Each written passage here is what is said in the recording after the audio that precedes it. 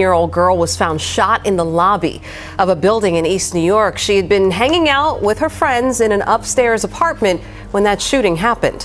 As Eyewitness News reporter Javon Duncan shot the teenager inside a vacant apartment in East New York. The disturbing scene inside the building shows a trail of blood leading to the 6th floor from the lobby area. My sister was really just a phenomenal person. Give me the truth so I can know how to write my sister's beginning and write her end. She was my world. She was love. I don't know how else to say. October 10th, 2022. Inside a vacant Brooklyn apartment packed with teenagers. Music was playing, people were laughing, and nobody knew that within minutes, a 17-year-old girl would be shot in the chest over rejection. It is not a robbery or gang violence, but over sexual rejection. Prosecutors say she died because she told a man she wasn't interested. And according to witnesses, this wasn't even the first time he had become aggressive after she rejected him. Her name was Raelynn Cameron. She was a college freshman, a dancer, a church-going teenager described as full of life. She was just days away from turning 18. But before the night ended, she would be bleeding to death in the lobby of a Brooklyn apartment building while partygoers panicked around her. And nearly 2 years later, the man accused of killing her would stand in court and learn his fate. This is the full story of Raelynn Cameron. Before becoming another tragic headline in New York City crime news, Raelynn Cameron was known to the people around her simply as Ray. She grew up in Far Rockaway, Queens, a neighborhood where many young people are forced to mature quickly because of the violence and instability surrounding them. But according to family and friends, Raelynn was determined not to let her environment define who she would become. She had recently graduated from the Brooklyn High School of the Performing Arts, where she developed a passion for creativity and performance. Loved ones said she especially loved dancing. It was one of the few places where she could fully express herself, forget the pressure around her, and simply enjoy being young. Not long after graduation, she enrolled at Medgar Evers College as a freshman. For her family, that moment represented hope. She was taking real steps toward building a future outside the cycle that trapped so many teenagers in her community. Raelynn was also involved in track and field, giving her another outlet away from the streets. Friends described her as energetic, social, and determined, someone who could easily make people laugh and bring life into a room. She was active in church as well, something her family said helped keep her grounded. Her relatives later explained that she had entered a new stage in life. She was becoming more focused, more responsible, and more serious about her future. According to her brother, she was making progress and trying to elevate not only herself, but the people around her too. But even with those ambitions, Raelynn still maintained close ties to the people she grew up with. She stayed loyal to friends and familiar faces from her neighborhood, the same environment she had been trying to rise above. And in the end, that loyalty may have placed her in the wrong place with the wrong people at exactly the wrong time. On October 10, 2022, Raelynn Cameron traveled to a gathering in East New York, Brooklyn, expecting what many teenagers and young adults expect from a late-night party: music, friends, alcohol, and a temporary escape from everyday life. The gathering was being held inside a vacant apartment on the 6th floor of a building along Eldert Lane. According to witnesses, people were constantly moving in and out of rooms as the apartment became more crowded throughout the night. Music blasted through the hallways while groups of young people drank, flirted, smoked, and socialized inside the dimly lit space.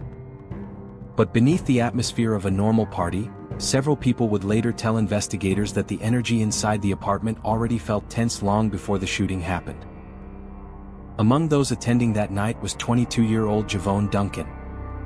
Prosecutors later alleged Duncan had brought a firearm with him to the gathering, something that immediately changed the mood for some people inside the apartment. According to testimony presented in court, witnesses claimed Duncan's behavior throughout the night was erratic and reckless.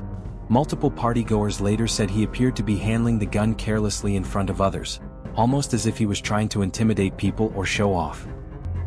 At one point, prosecutors said Duncan allegedly pointed the firearm at another young woman earlier in the evening while repeatedly clicking the safety mechanism on and off. Witnesses described people becoming visibly uncomfortable as the situation escalated. Several attendees reportedly warned him to stop. They told him he was playing with something dangerous. Some even tried to distance themselves from him inside the apartment because they feared somebody could get hurt. But according to prosecutors, the warnings changed nothing. Investigators argued Duncan continued behaving recklessly throughout the night, despite multiple people recognizing the obvious risk.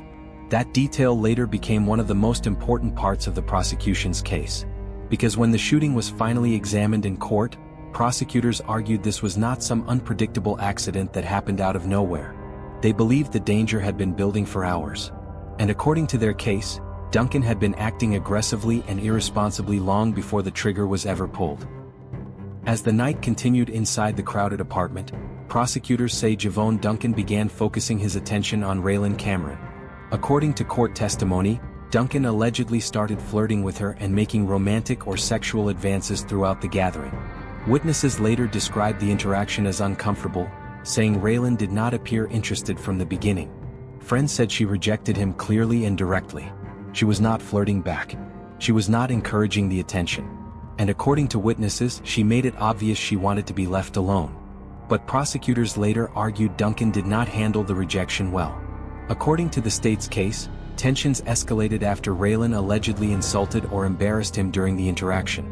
Witnesses claimed Duncan appeared visibly angry afterwards, with prosecutors arguing that his ego had been bruised in front of other people inside the apartment. Then came the moment that changed everything. According to prosecutors, Duncan suddenly pulled out the handgun he had reportedly been carrying throughout the night. Without warning, investigators say he fired a single shot directly into Raelynn's chest.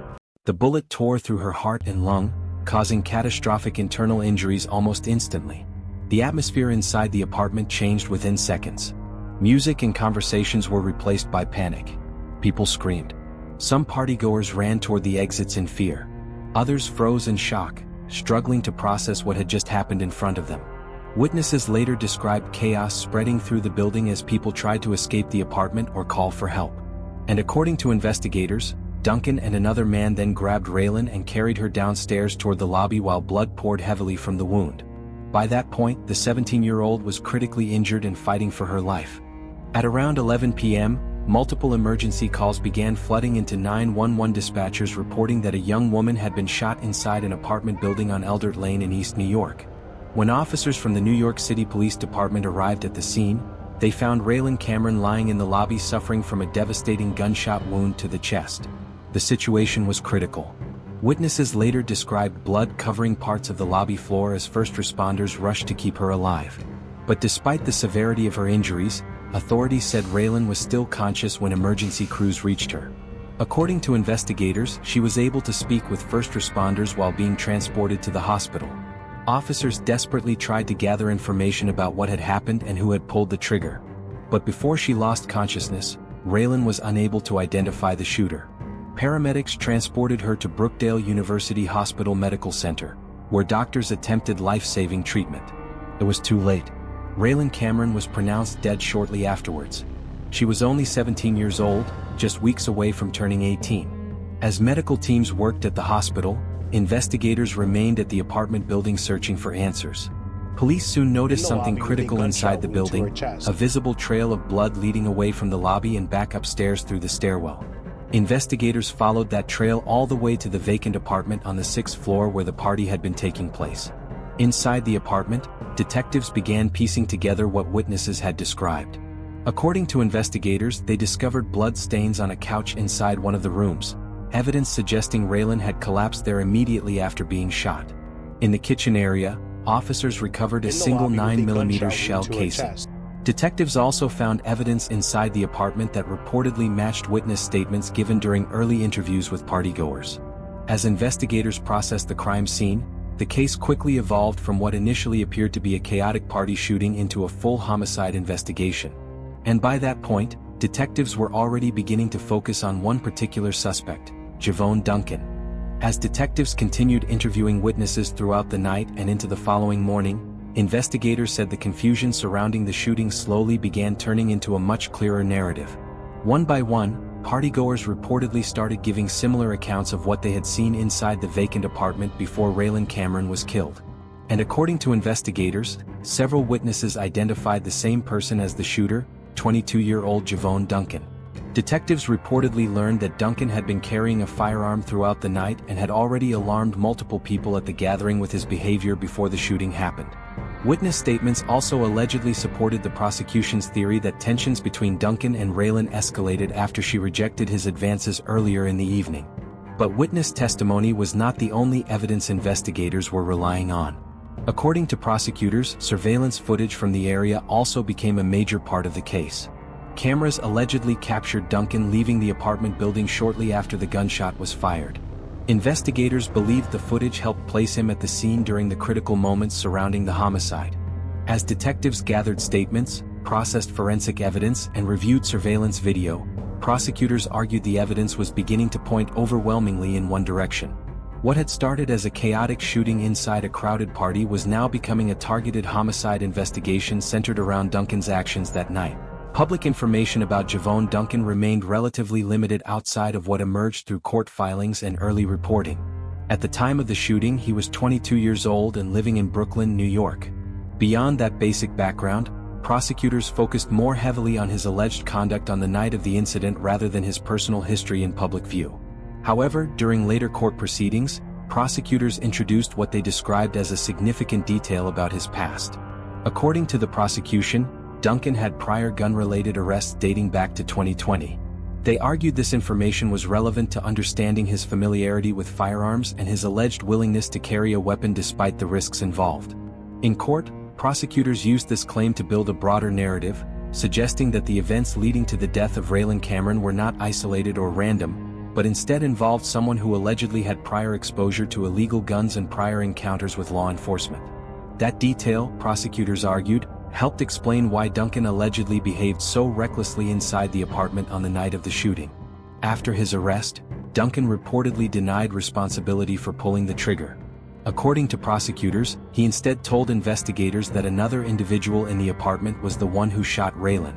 But investigators rejected that account. They maintained that witness statements, physical evidence, and surveillance footage all pointed back to Duncan as the shooter, and not the alternative version of events he presented during questioning.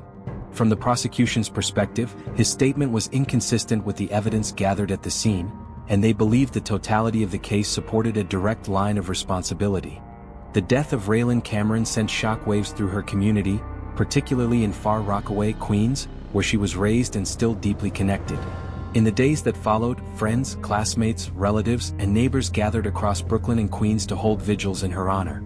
Candlelight gatherings formed outside schools, on street corners, and near places she used to spend time. People stood together in silence, many struggling to process how quickly her life had been cut short.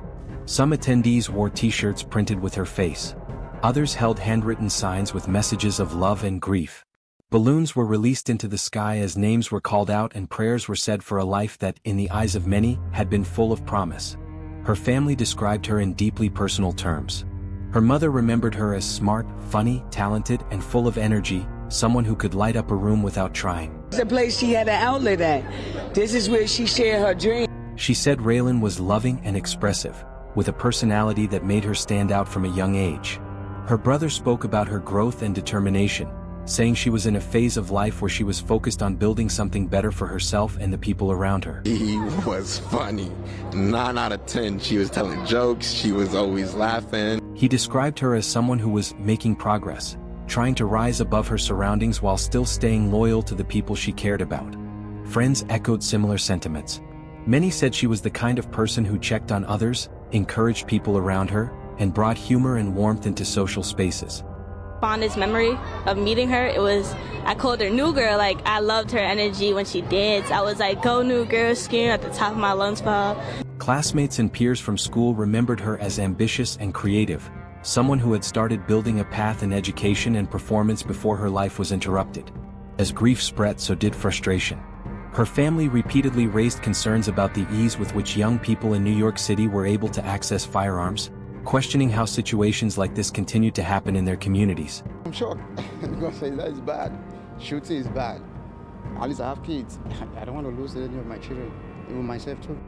But beyond the local mourning, a wider conversation began to grow online. Many people framed Raelynn's death within the broader issue of violence against women, particularly in cases where rejection appears to precede escalation. prosecutors argued in court that the encounter began with a simple refusal, and that the rejection played a central role in what followed. For many observers, her killing became part of a painful and familiar pattern discussed across social media and community spaces. A young woman losing her life after saying no, and a community left searching for answers that still feel incomplete. On October 26, 2022, more than 2 weeks after the killing of Raelynn Cameron, officers from the New York City Police Department arrested Javon Duncan. He was taken into custody and formally charged with murder and criminal possession of a weapon, marking a major turning point in the investigation that had gripped both Brooklyn and Queens since the night of the shooting. Did you do it? You have anything to say? Look at right here, buddy. You have anything to say? Why are you so quiet? During his arraignment, prosecutors presented a detailed account of what they believed happened inside the vacant apartment on Eldert Lane. According to the state's version of events, Duncan allegedly initiated flirtatious or romantic advances toward Raelynn during the gathering. When she rejected him, prosecutors argued, the interaction escalated into anger and hostility. They further alleged that in the moments that followed, Duncan pulled out a firearm and shot Raelynn in the chest, causing the fatal injuries that later led to her death. The legal process moved slowly, and for the family of Raelynn Cameron, each passing month meant reliving the events of that night all over again through court dates, statements, and legal updates. What began as a case charged as murder eventually worked its way through hearings, evidence review, and jury deliberation over a long period of time, with both sides presenting competing interpretations of what happened inside the vacant apartment in East New York. Then, in March 2024, a verdict was finally reached. Javon Duncan was convicted, but not of murder. Instead, the jury found him guilty of second-degree manslaughter along with 2 weapon possession charges. That distinction carried major legal significance. A murder conviction would have required the jury to find intent to kill beyond a reasonable doubt, a deliberate and purposeful act. But the manslaughter verdict reflected a different conclusion, that Duncan's actions were found to be reckless and directly responsible for Raelynn's death, but not proven to meet the legal threshold of intentional homicide under the charges presented. Still, prosecutors maintained their position, arguing throughout the case that Duncan's conduct led directly to the loss of a teenage girl who had been building her future, step by step, before it was abruptly taken away. Responsible and if you live in that life, then be serious about it. Always support organizations like this. This is a family. This is not just my daughter being free. This is a family. And I appreciate y'all keeping her memory alive and always recognizing her. I appreciate y'all. I'm at loss for words and I'm gonna cry, but I thank every parent that's standing here tonight. Thank you. Thank you. I don't know what to say. I still don't know what to do, but thank you, okay? Thank you from the bottom of my heart. Thank you for coaches like Kiki and Shania that give our children somewhere to be so they don't have to be in the street. They don't have to wonder, and they have some type of substance and stability. This is what is. Cases like Raelynn Cameron's force uncomfortable conversations that extend far beyond one courtroom, one verdict, or one sentencing. They raise questions about guns in urban communities, how easily they circulate, and how quickly a single weapon can escalate a situation that might otherwise remain verbal. They also force a closer look at emotional maturity, impulse control, and ego, especially among young people navigating environments where respect, rejection, and reputation can feel dangerously high stakes. According to prosecutors, the tragedy began with something painfully ordinary, a teenage girl rejecting unwanted advances at a party. But what followed, they argued, was a chain reaction driven by anger and poor judgment that ended in irreversible loss. In that single moment of alleged escalation, multiple lives were changed forever. Raelynn lost her life before she could step fully into adulthood. Her family was left with permanent grief and unanswered questions. Javon Duncan faced the collapse of his own future behind prison walls. And an entire community was left trying to process how something so sudden could grow out of something so routine. What makes the case so haunting for many is not just what happened, but where it happened. A party, a crowded room, music playing, people laughing. A setting that should have been ordinary, even forgettable. Until it wasn't. Until a gun appeared and everything changed in seconds. Raelynn Cameron should be 21 years old today. She should be finishing college, building a career, traveling, dancing, living. Instead, her name became another memorial hashtag, another candlelight vigil, another grieving mother on local news.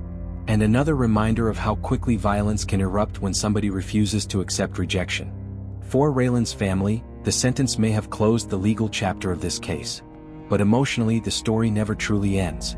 Because somewhere in Brooklyn, there is still an empty seat at family gatherings, still a missing daughter, still a missing sister, and still a future that was stolen in seconds.